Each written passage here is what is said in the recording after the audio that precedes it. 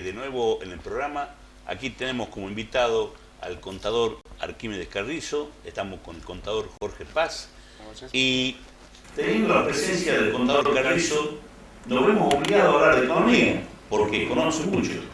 ¿Qué opina de la situación actual del país?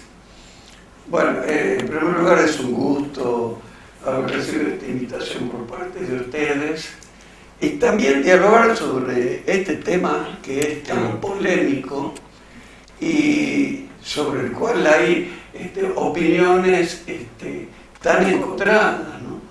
El país está viviendo una crisis, una crisis importante. Yo ya tengo más de 40 años de actividad profesional y en esos 40 años he vivido crisis similares, alrededor de 5 crisis. La primera que viví fue el famoso Rodrigazo en el año 1975. La gente no se recuerda, me parece que bien que lo recuerda. Sí, claro. Después estaba el famoso cigotazo, que el ministro de Economía, Sigó, sinceró las variables de la economía después de varios años de gestión de la economía de Martínez de Oz. Fue el que dijo: el que apuesta al dólar pierde. Sí, sí. No, ¿no? Exacto. Es una de las frases famosas. Después viene la hiperinflación de Alfonsín en 1988 y 1989. Que incluía hasta la importación de los famosos pollos de Marzolín. Entre otros condimentos. Después viene la crisis, digamos, que es producto de los excesos y errores de los gobiernos menemistas, que termina con la caída del gobierno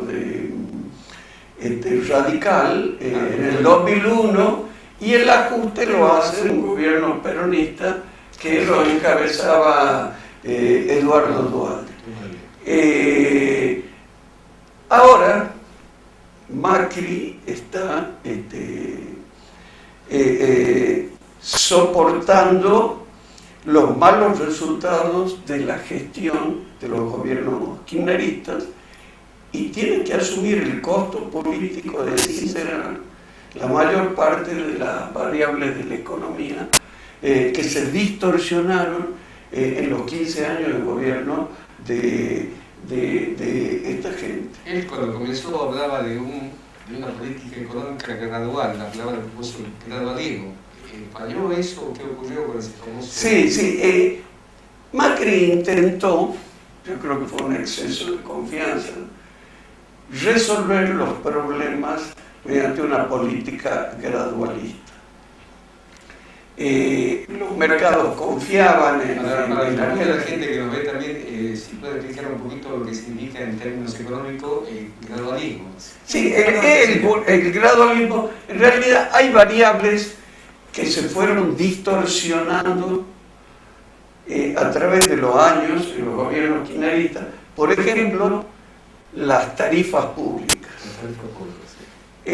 Nosotros en el año 2015, en promedio, estábamos pagando el 20% del costo de la mayoría de los servicios públicos y de los productos energéticos. Y el otro 80% lo cubría el gobierno, y eso aumentaba fuertemente. Esto, además de ser una irracionalidad, tiene un fuerte contenido de injusticia. Pero agregado también que en las tarifas esas hay muchos condimentos impositivos que también siempre nosotros hablamos en el programa, de que no sea solamente de aumento de tarifas, sino también aumento de impuestos, que es un poco la gente que no los toma impuestos van conciencia. sobre los servicios, ¿no? Pero el costo del servicio, digamos, subsidiado, trae como consecuencia los cortes, los problemas de producción. Claro, se cayó la inversión, pero además esto iba al déficit público y al exceso en el consumo de los servicios. y las zonas más ricas del país, que son la capital federal Maltratar. y Buenos Aires, la pagaba un habitante de acá de Tucumán que nada tenía que ver con eso, Sí, o de sí, Formosa, o sea, la provincia más pobre, porque los servicios públicos en el interior no tenían el atraso que tenía la capital federal y el Gran Buenos Aires, donde vive la mitad del país, la mitad más rica. Es decir, venían aumentando y solamente un tercio, que era el valor del insumo, o sea, la energía o el gas, no se actualizaba. Era una expresión de populismo que beneficiaba a las A empresas, los más ricos. a la industria que estaban en Buenos Aires en detrimento nuestro. Y a la población más rica. Y a la población más rica. Entonces, a mí me gustaría hacer una pequeña reseña de cómo se generan estos procesos, cómo lo vi yo a estos 5, cómo vi cómo se generaron estas 5 crisis. Perfecto. Generalmente cada una de estas crisis abarcaba un ciclo de 7 a 10 años. ¿A dónde arrancamos? ¿En qué año más o menos arrancamos? No, bueno, la primera que yo viví fue el Rodrigazo, sí, en el año 75. Pero esto comenzó varios años atrás. Es decir, donde las variables de la economía estaban más o menos equilibradas, no había un déficit fiscal tan alto, el valor del tipo de cambio era más razonable, de mercado, el nivel del gasto público también.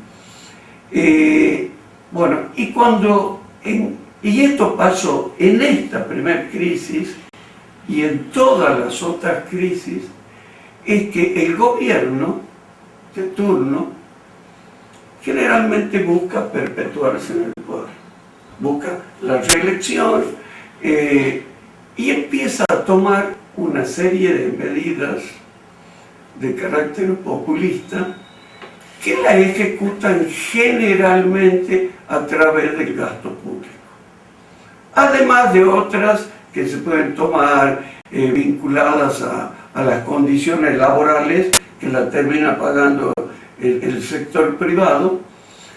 Entonces empieza a aumentar el gasto público. Y se castiga también al empleo, porque cuando el sector privado comienza a sentir fuertes cimbronazos en la carga y despide al personal, o sea que es algo que no... y lo despide al personal. Entonces, a medida que va avanzando el proceso de cada uno de estos gobiernos, se va aumentando el gasto público, la recaudación genuina no aumenta al mismo nivel y empieza el debilificar. Y empiezan las presiones inflacionarias. ¿Y cómo financian generalmente los gobiernos el déficit fiscal? Y generalmente con emisión. Emisión. Generalmente con emisión empiezan a tomar préstamos también, internamente, externamente, pero cuando esto se empieza a agotar, empieza la emisión y empieza a aumentar la inflación. Entonces el gobierno se preocupa y empiezan a tomar medidas regulatorias para controlar la inflación. ¿Cuál es la herramienta preferida? Anclar el precio del dólar, atrasar el precio del dólar, que el dólar suba menos que la inflación. Eso ayuda a que el índice de inflación se atenúe. Pero acá empieza el proceso de destrucción que termina en la crisis. ¿Por qué? ¿Qué pasa? Cuando yo atraso el dólar, empiezo a aumentar los costos en dólares de las empresas que generan divisas en el país. O sea que por un lado estoy castigando a las empresas que generan divisas. Esas empresas empiezan primero a endeudarse y después empiezan algunas a cerrar, a disminuir el nivel de actividad, a bajar la cantidad de personal. Le digo, y este tema...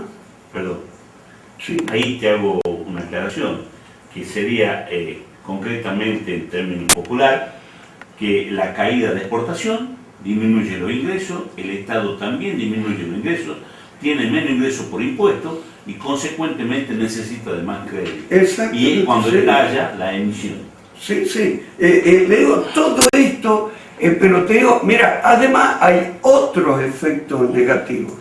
Es decir, el atraso cambiario subsidia la importación, ataca a las empresas que tienen que sustituyen importaciones en otro país. Te interrumpo porque debemos ir a un corte. Hacemos un corte aquí y volvemos. Ok.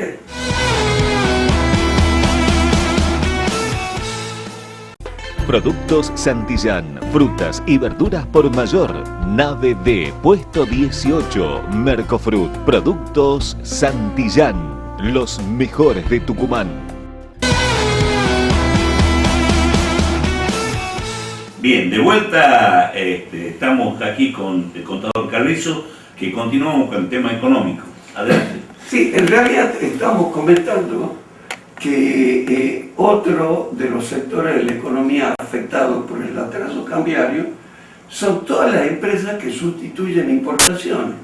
La industria textil, la industria siderúrgica, la industria del cuero. Acá en Tucumán tenemos una importante industria textil. Sí, se nota en los índices que... Bueno, pero por otro lado, el atraso cambiario genera subsidios y transferencias de ingresos para especialmente la clase media a media alta argentina, subsidiando gastos en turismo. Son famosos las anécdotas del DM2, porque al estar atrasado el dólar, es mucho más barato tomar vacaciones en el exterior y además de tomar vacaciones ir de compra. Pero esa fiesta de los últimos 5 años, 3 de Cristina y 2 de Macri, ¿qué implicó? Costó el déficit en eso, los últimos 5 años de la balanza del turismo es muy parecido al monto del préstamo del Fondo Monetario Internacional. O sea, ve el daño y la irracionalidad de tomar una medida de este tipo. Así es. Entonces, como decía, los gobiernos, ¿qué hacen en el fondo? Hay mucha gente contenta, la clase media, especialmente la que está en la zona central del país, lo vota porque se fue a Europa, a Brasil, a Asia, al gobierno, porque ha tenido una transferencia de ingresos fenomenal que la terminan pagando las provincias más pobres y la gente más pobre que no se beneficia con esas medidas. Que no viajen en subte, no viajen. Bueno, entonces el atraso cambiario empieza a agravar una serie de variables y los gobiernos empiezan a tomar medidas regulatorias para frenar esto, evitar que exploten ciertas variables. En el último gobierno, una de las medidas fue el dólar futuro. El dólar futuro le costó 10.000 millones de dólares al país, al gobierno de Macri. O el cepo cambiario, medidas regulatorias que paraban importaciones que eran necesarias, faltaban drogas, insumos, droga para la industria farmacéutica, insumos para la industria. Es decir, todo se empieza a distorsionar cada vez peor. Y el gobierno que está manejando esa etapa trata de aguantar para trasladarle los problemas de ajuste al próximo gobierno. El 2015 termina con indicadores malísimos en todos los aspectos macroeconómicos de nuestra economía Y el problema del ajuste y el de sincerar las variables lo tiene que hacer el nuevo gobierno, que el gobierno no tiene otra opción. No hay, es decir, cuando alguien dice que se podían evitar todo esto, le digo, es una fantasía. Es decir, Macri primero intentó hacer este ajuste de forma gradual. Es decir, para que las variables se vayan sincerando a través del tiempo y en un contexto de crecimiento económico. La necesidad del ajuste viene porque Macri asume sin fondo a raíz de todos estos manejos que hace el kirchnerismo, que deja sin dinero al Estado. Perfecto. Correcto. Entonces, el gobierno tiene que avanzar. Por ejemplo, el gobierno tuvo que hacerse cargo de la deuda que estaba en default, que es cerca de la mitad del incremento de la deuda externa que hubo en los últimos 3 años. O sea, la otra mitad es deuda que tomó el gobierno para cubrir el déficit fiscal y hacer la política gradual. En realidad, todo esto lo hizo el gobierno por razones de índole social, evitar que haya un impacto más fuerte. Pero lamentablemente la sequía que hubo el año pasado y el contexto económico desfavorable por los aumentos de las tasas de interés en el mercado mundial, lo llevó a que avance en un ajuste ortodoxo. Tuvo que ver algo el tema de los capitales que supuestamente vinieron y que en realidad eran capitales que venían a buscar un paraíso de bonanza en el sentido de me he puesto 5 y me llevo 10. En realidad esos capitales son capitales que usó el gobierno para cubrir el déficit fiscal. O sea, que le digo, claro, yo creo que eso no. El problema de fondo es el déficit fiscal que recibió del gobierno anterior, el gobierno de Macri. Cuando en el 2015 el déficit fiscal estaba en alrededor de 6 puntos del Producto Bruto Interno, una barbaridad. Y cortar todo eso tiene serias implicancias económicas y sociales. Realmente el gobierno de Macri está enfrentando con valentía todos estos cambios porque está tratando de sincerar las variables económicas que se distorsionó en un gobierno anterior. Pero sin embargo lo critican por el endeudamiento que tiene con respecto a los años anteriores. Mira, yo creo que estamos en presencia de situaciones complicadas. Sí, muy complicadas. Para algunos sectores, hay otros sectores de la economía que están en marcha, digamos, especialmente los vinculados al agro, a la agroindustria, la ganadería, que han empezado a traccionar las economías regionales que eran las víctimas en el gobierno anterior. Claro, pero no te olvides de que, digamos, la actividad económica que estás mencionando está, digamos, concentrado en algunos factores, agentes económicos, que son pocos, digamos, comparado con la gente que tiene este país. El gran problema que tiene este país son la cantidad de gente que trabaja... No, mira, yo no coincido contigo porque acá se viene transmitiendo un mensaje que está de modé, que los sectores agrícolas ganaderos pertenecen a la oligarquía agrícola. En realidad, los productores agrícolas ganaderos, la mayor parte de la producción, son empresarios pymes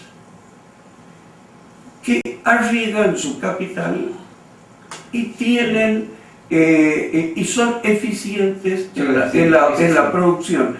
Le digo, hay empresas grandes, pero el grueso de la producción agrícola, ganadera, hoy en la Argentina, está en manos de empresas medianas, pymes o pequeñas empresas. Yo digo, esto ha cambiado, y esta fue la razón por la cual, digamos, el kirchnerismo perdió la batalla contra el campo en el 2008. Tu visión, que es acertada, confirma una realidad que yo vi en San Juan, que tiene una tasa de desocupado del 2%, que también la minoría, digamos, ha colaborado en nuestras provincias a bajar la desocupación. O sea que se puede exportar precisamente en situaciones fíjate, sería bueno que analicemos algunos indicadores de la economía del año 2002, que fue el ajuste que hizo el gobierno peronista de Duhalde, versus el ajuste que se está haciendo ahora. Por ejemplo, el PBI. Sí. En el año 2002 cayó 10,89%. En el 2018 cayó un 2,8%.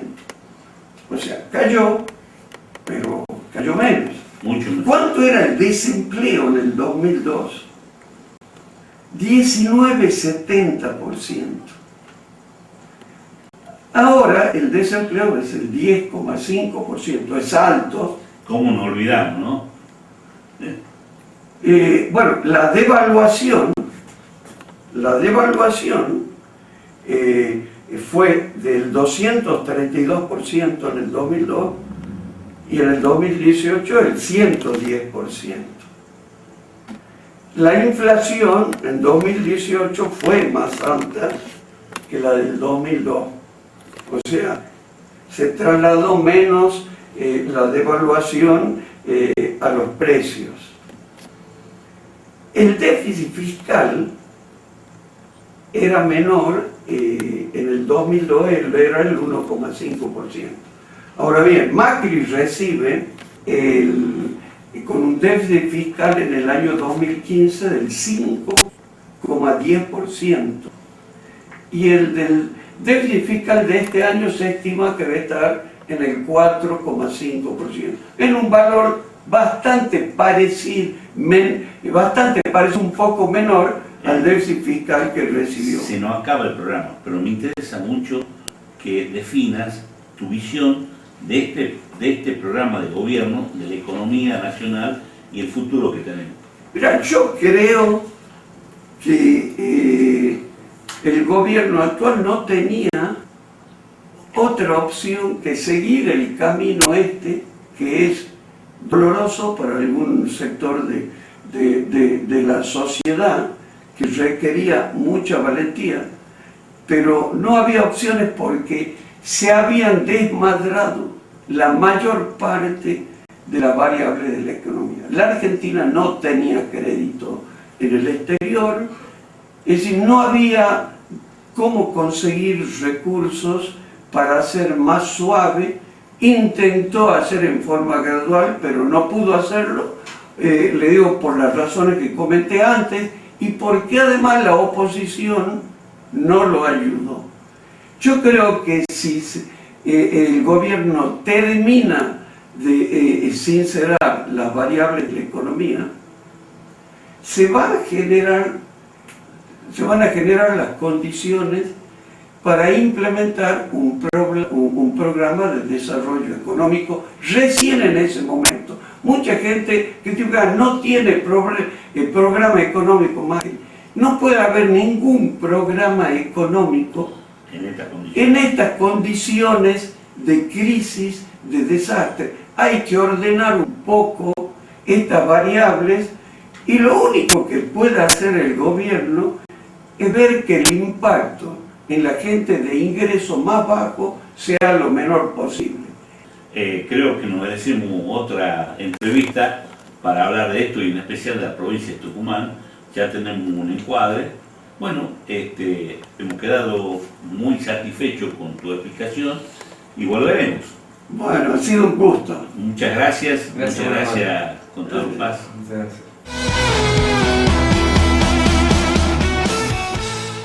Bien, la exposición del contador Carrizo habrá sido un análisis exhaustivo de lo que pasó en la economía del país, y aquí con el contador Paz pudimos estar con él. Fue todo por hoy y vamos hacia el próximo programa, porque esto continúa. Muchas gracias a todos y nos vemos.